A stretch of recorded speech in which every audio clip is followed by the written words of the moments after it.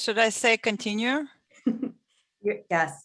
Okay. Good morning, everyone. Welcome to 52 Weeks of Leadership. My name is Molly Anderson. I'm the Executive Director of UB Center for Leadership and Organizational Effectiveness. And would you believe it, we're in week 18 of our series, 52 Weeks of Leadership, and we're just getting started. We have a great year planned for you and a great day today. I first want to acknowledge our sponsor, Geico, for supporting this series so that it can be free and available to all who want to participate.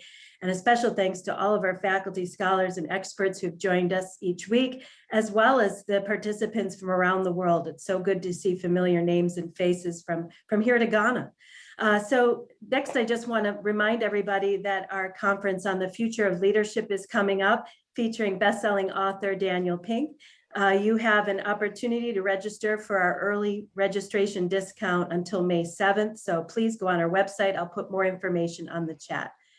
Now, for the reason that we're all here today, we're going to be talking about leadership and negotiations. And with us, we have Kate Brzrukova, Associate Professor of HR in the School of Management. She has her PhD from Moscow State University, and her specialties are negotiation, organizational behavior, managing diverse workforces, and conflict management, to name just a few. So without further ado, I want to turn it over and give a warm welcome to Kate. Thank you, Molly. And this is very exciting to talk about leadership and negotiation to you, because this is probably one of the topics that very close to my heart, as I've taught leadership for a number of years. And I also have been teaching negotiations pretty much exclusively in the last 5 years at UB. And I have to admit that as I started teaching negotiations, I realized that I personally benefited from this on so many occasions, even negotiating with my children, which we know is incredibly difficult because they know you so well, so they know what buttons to push. So they are the hardest negotiators. So, but it's very, very useful and very important skill to have, because it just makes your life much more easier, and you can maximize your interests. So how to get better deals, right? Using better skills. What I would like to do first, and before I get to I have a number of slides that I would like to show you, but I also would like to keep it very informal and interactive. So if you have any burning questions, just ask me. I really like this sort of a dialogue form because we both learn, and I think this is a wonderful experience. Okay, so when I teach my leadership module, I put up a slide, and I tell my students, here are 3 teams, top management teams. One is a financial service company. Another is a startup company out of the Bay Area. And the third one is a Fortune 500 company. And then I asked them to identify which company is which, right, on this picture. So it gets a lot of attention from students. So whoever is asleep, so they wake up and start looking. And then they go and they sort of try to guess and then give me the rationale. And it leads to a lot of interesting conversations. But the point of it, look at those people. Sometimes you can tell a lot just by how people look like, right? And I'm gonna tell you which one, so you're not guessing. The first one at the top is Fortune 500 company, that's McDonald's. So the second is Inktomi. It's a startup out of the Bay Area that was in early 2000 was acquired by Yahoo. And I don't know if you saw headlines today in New York Times. So Yahoo has been acquired by another company for, I believe, $5 billion. So it's a tech, high-tech startup. And the third one is the financial service. It's one of the departments from Goldman Sachs, right? I see some diversity there. But that gets to the point of, what do we know about leadership? And this is this old, long debate in the leadership literature. So is it, are all those leaders the born leaders? Is there some sort of a special DNA? Is it all about great person? It's just born as a leader and you just go and you just command and people follow you, right? So it's one of the camps in the leadership. Literature argues that it's all about this great person. You just have to be this absolutely talented and great and awesome and unbelievable. Or is it something about opportunity, that anyone can be a great leader if there's a situation, right? And everyone can just raise to the occasion and become a great, very successful and very effective leader. And sometimes students tell me, well, it's a combination of both, but I tend to have a more productive discussions when I say, okay, let's focus on this great opportunity, sort of a view on leadership, because I mean, I truly believe that leadership and being a great leader and being a successful leader, it's a matter of skills and sort of a knowledge and learning, right? And anyone can be a great and very successful and effective leader. And sometimes it just takes a little bit of training, right? Just kind of like those skills, right? Just recognition of what's important, right? And get into the important part. Here's a sort of one view on what leaders do and what makes them successful and effective is those roles that they play, right? And you probably already know this, but just kind of refresh the memory, this very important dichotomy, right? That you sort of, as a successful leader, you should have some sort of equilibrium on this.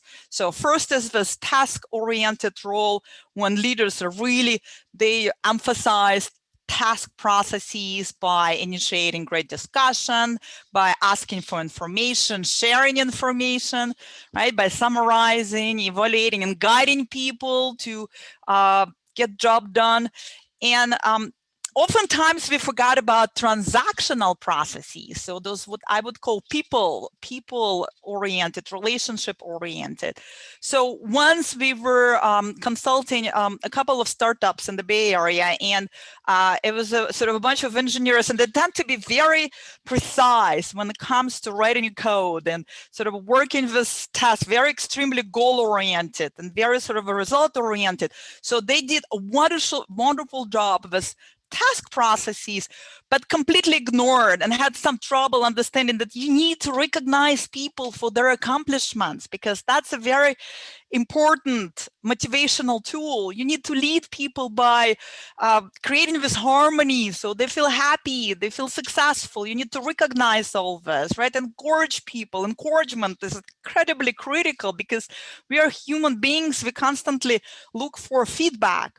So that's important, like to keep balance of those two things. So now I put up individual roles here. So, and I was sort of going back and forth thinking, should I do this? Should I not? Because I kind of want to keep it really positive and talk about what makes a great leader successful, effective, and I'll get to negotiations in a second. But I put this, sometimes, you know, you learn by learning what not to do. Right, and this is what dysfunctional processes some of the leaders get involved in. So here goes. If you really want to kill a project, right, that you absolutely hate, so try to dominate, block, attack, or distract. Right, so this is the 4 things. If you do this successfully, so you can kill the project and you can pretty much get rid of the team, right, of yours. So, but it's sort of a kind of a joke in of itself. But one thing that I would like to stress about dominating, because this is very interesting. And there's been interesting research coming lately showing that successful leaders, we typically think about super extroverts, right? That's sort of a kind of leaders just kind of go out and being very outspoken and sort of a kind of very extroverted. But some research showed that introverted people can outperform in their leadership capacities extroverted. And it's very interesting, this dominating part, because I remember once I was part of research team back at Wharton, and we were collecting data on CEOs, right? Top sort of a company CEOs. And what we and we were asking a number of questions, like how much you sleep. It was sort of a health related, sort of well-being related study.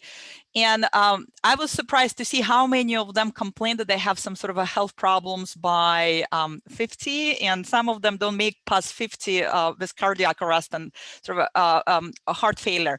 So if you try to dominate constantly, it's not going to kill your project and team. It also can kill your yourself, right? So, and that's important to know. When I teach my OB class, the very first thing I ask my MBA students, I ask them, what are the 2 most important traits of effective manager, right? And after sort of several go back and forth, some of them would tell me that delegation of responsibility, that's a key. So if you don't delegate and you try to dominate and do everything yourself, that's gonna, you know, catch up with you sooner or later. It's just behaviorally taxing. And the second is priorities, right? Knowing your priorities is important, because if you don't know your priorities, you're probably gonna sooner or later get fired, right? So delegation and priorities is extremely important. Okay, so now let's get to negotiation, right? Because that's one of the skills as effective leader. I truly believe that's so important, right? It's a skill, it's trainable, and that's what makes, it's a communication ultimately, right? Negotiation is all about communication. So how to be effective communicator, how to effectively influence people, and how to be an effective leader. So first is what is negotiation, right? I mentioned communication, so it involves 2 or more parties. There is some conflict, right? So there are conflicting interests. So in one of my conflict talks, I talk a lot about different types of conflict and how to manage those conflicts, and how some conflicts can be actually very positive and beneficial, and different styles people use for conflict management, and how conflict can spiral out of control and get you in trouble. So conflicting interests are very important in negotiation. Knowing how to handle and manage those is a key. So interdependent parties. So knowing how that you are connected, right? It's not if your leader and your subordinate is independent from each other, so there's kind of no point of having any job, right? So it's hard to think about jobness, right, in that sense. And attempting to resolve. So one of the questions that I ask in my class when I teach negotiations is why people don't negotiate, right? So we know, right, that it's so critical, important. Negotiation is about maximizing your own interests, right? This is critical, right? It's very close to your skin. So, but why do people just ignore negotiations? So they just don't do it. And typically I get the list of this, right? So it involves or appears to involve conflict. So people don't like conflict. It's sort of like something unpleasant, it's dysfunctional, so it's horrible.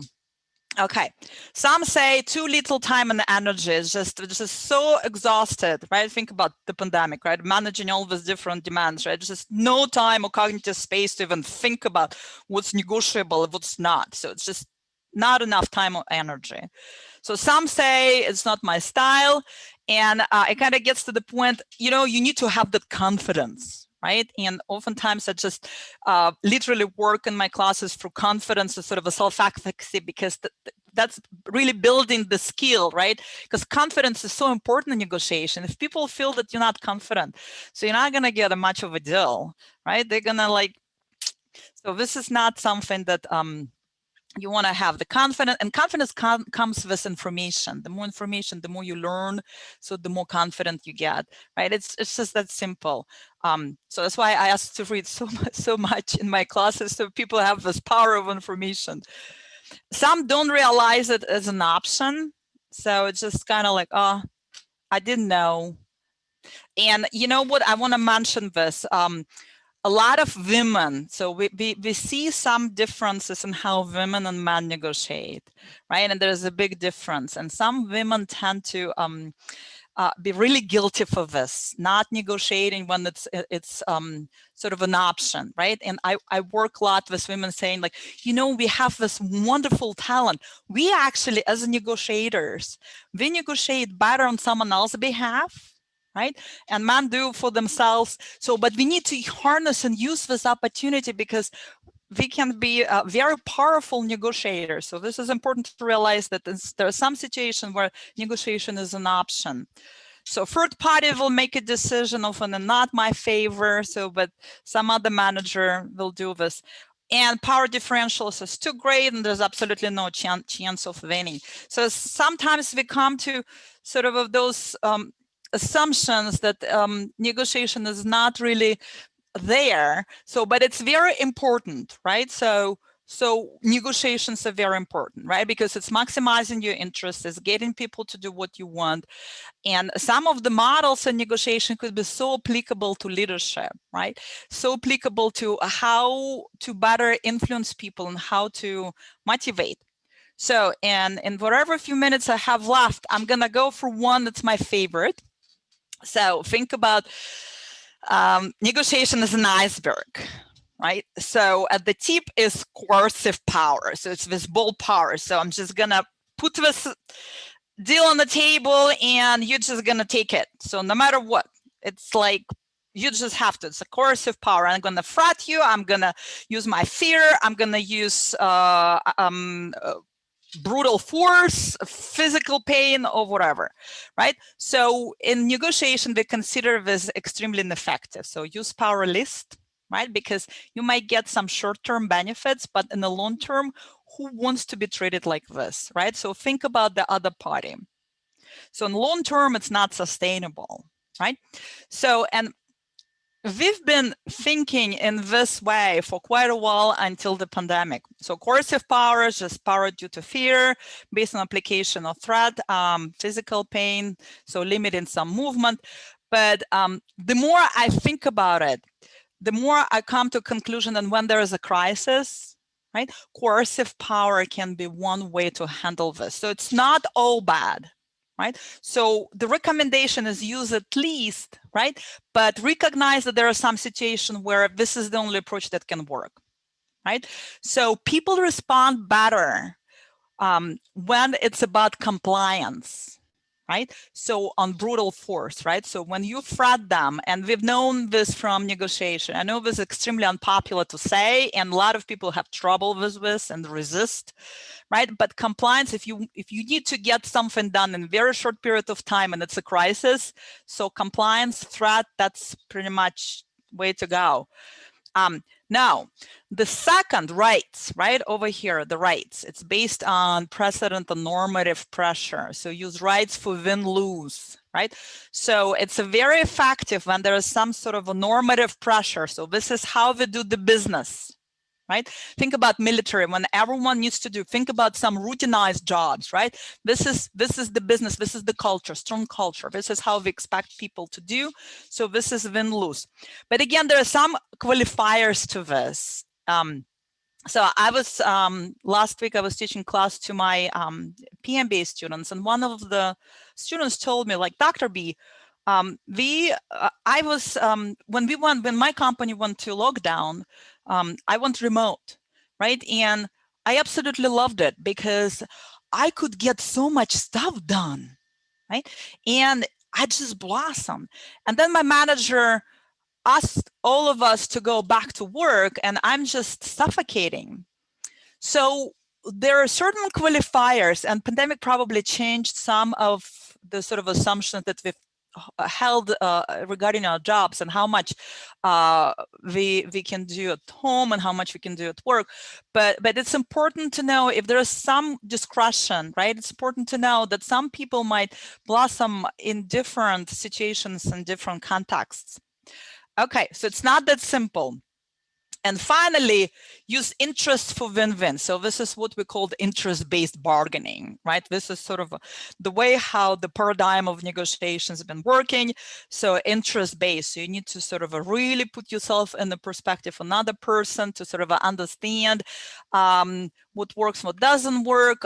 So appealing to those deep end-state desires and interests is very critical, because that's how you make the best deal for both parties. And in the long term, this is very sustainable. It sort of leads to relationship. It's increased productivity, success. And I put some sort of notes for when I think it's helpful. Again, we know happy employees equals productive employees. If you make your people happy, they're going to be working really hard, right? And there's a different ways to motivate.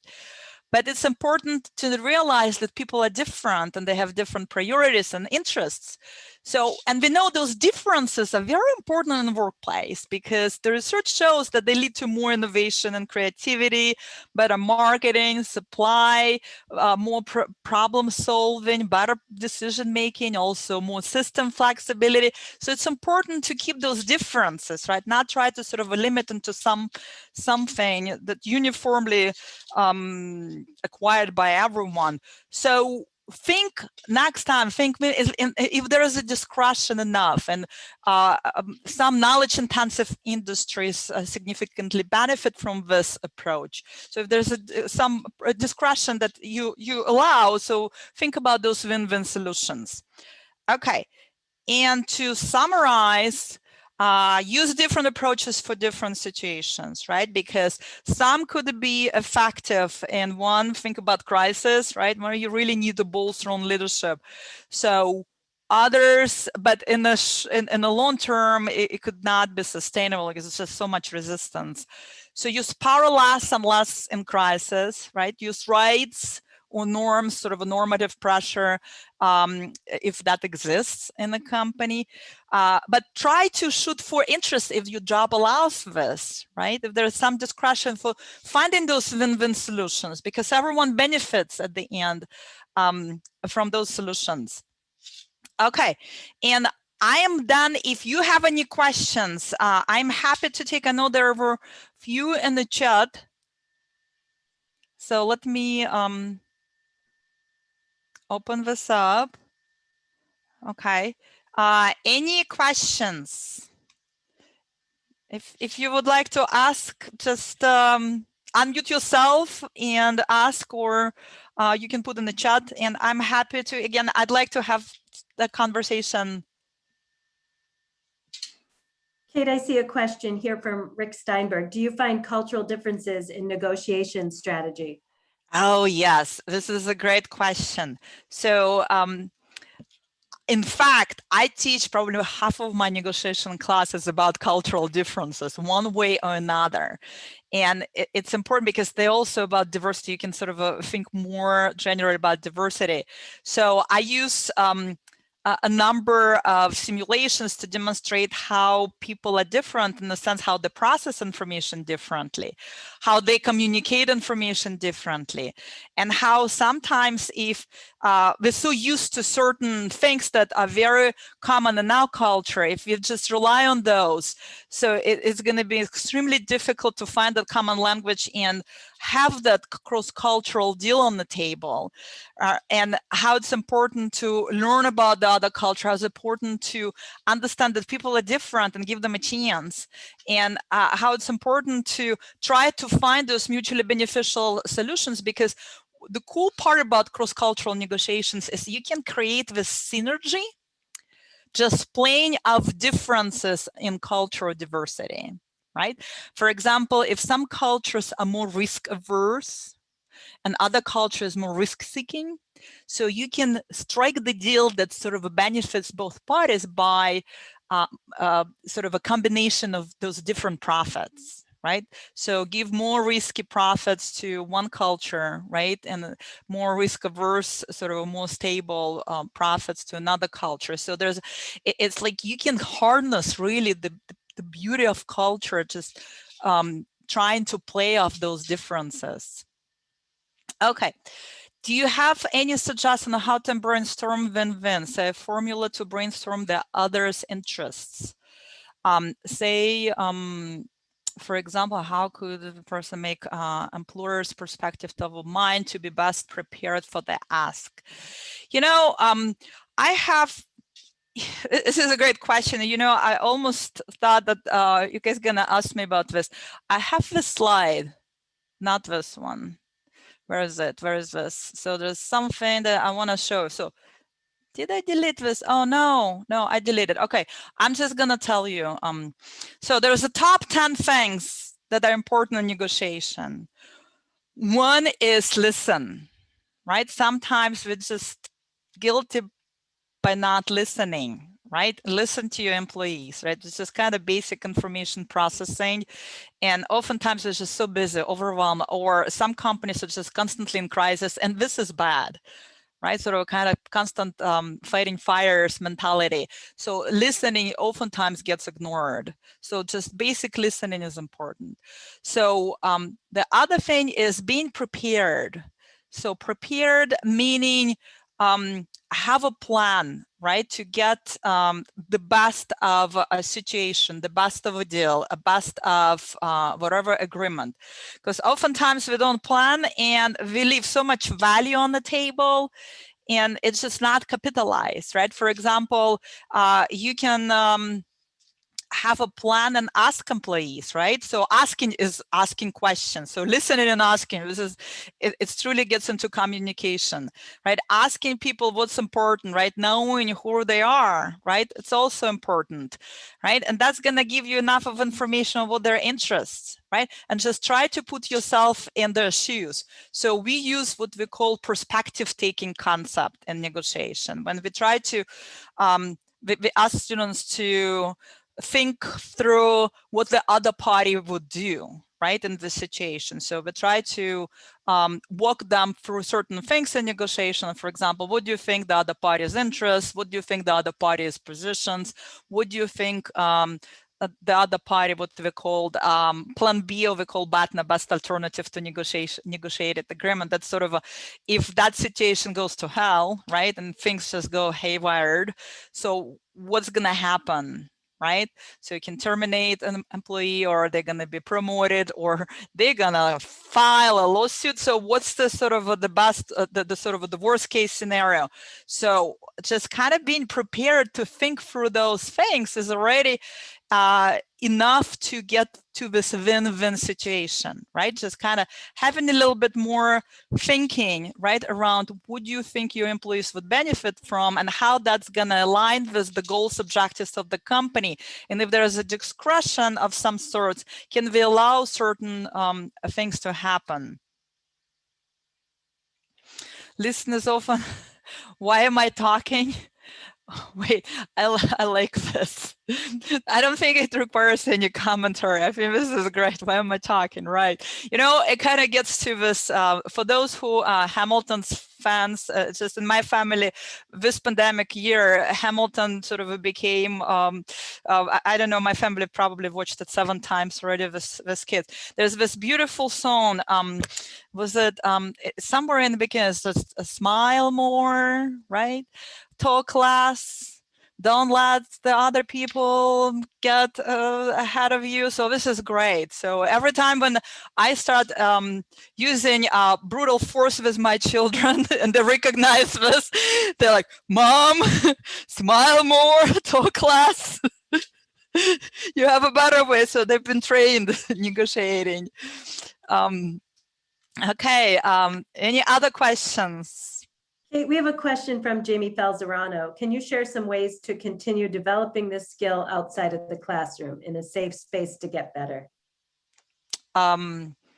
Safe space to get better outside the classroom. In the company? Is it, I need a little bit of a clarification. Develop in terms of training. There's a possibility to go outside in-house and train people.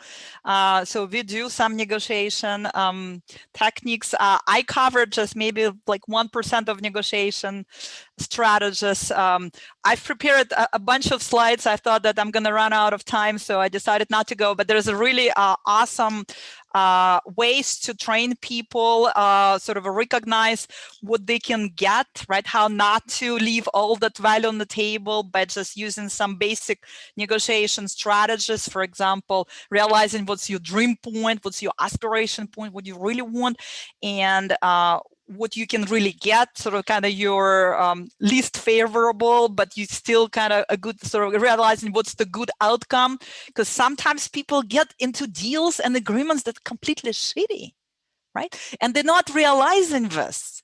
So it's important to realize what deal you're getting, right? Because that's what I see with our students, with some of my colleagues and some of my friends. Is just they come to me, Dr. B or Kate, I got myself into this and I'm biting my elbows. How did that happen?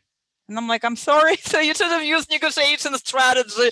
So make sure you set up your what we call bargaining zone, right? So your aspiration point and your reservation point, right? So this is kind of like that's how you evaluate the sort of a best outcome for yourself. So this is kind of important, like to kind of any negotiation, any situation at work that's critical. So that's one of the, I try to sort of enforce this sort of a mentality on students and people that I work closely. It's just you kind of need to think this, like what's good is always good. All right. Okay. I think we are out of time. We are. Thank you so much, Dr. Bezrukova, and everyone for joining us. Great job. This was a lot of fun, and it was great hearing you sing. You're the first one to do that, and Molly, I completely forgot. I'm sorry, I'm interrupting, but we at CLOE conference, I'm going to be talking about the future of jobs, and I'm going to be talking about artificial intelligence and robotics and how things going to change, and how to better prepare for your job, because some jobs gonna go, some jobs gonna stay. So it's important to start building that skill set that will make sure your job is computerized.